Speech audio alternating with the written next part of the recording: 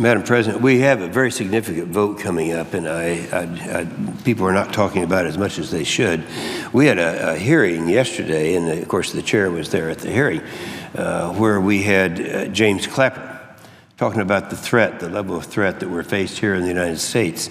Now, James Clapper, we have to remind people, he has been around as the chief intelligence director or involved with intelligence here in Washington for 43 years. This guy knows what he's talking about.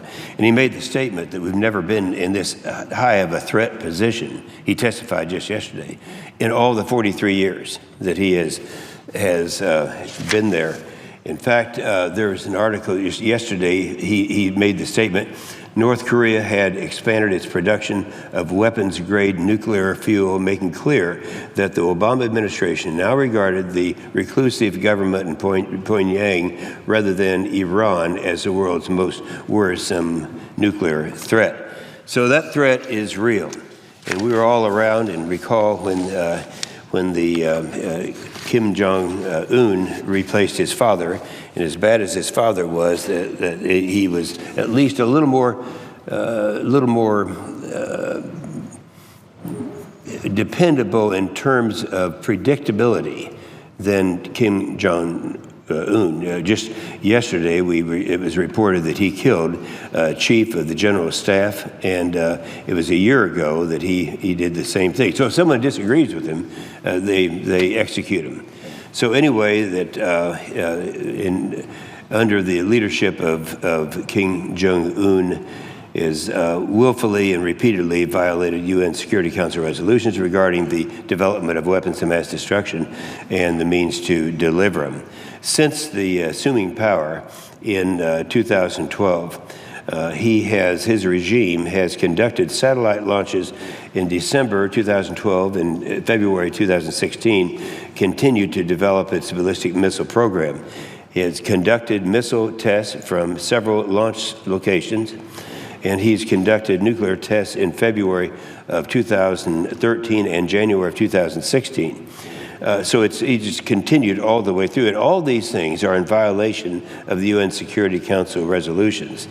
North Korea also continues to be involved in criminal activities around the world, to include cyber attacks against organizations and governments.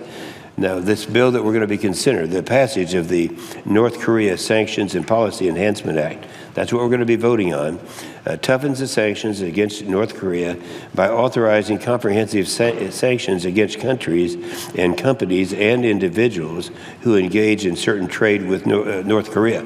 This is something that is a fairly recent attempt to get compliance with the arrangements that are being made by saying to a country, if you continue to do business with North Korea, then we'll have sanctions against your country.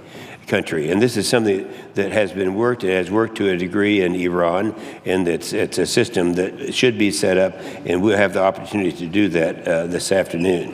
So if anyone engages in trade with North Korea, as well as those determined to be responsible for human rights abuses, money laundering, counterfeiting, or undermining cyber security.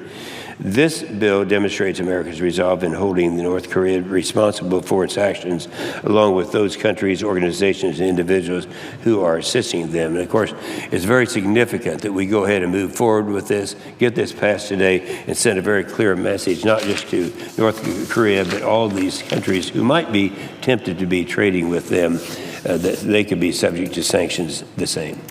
With that, I'll yield the floor.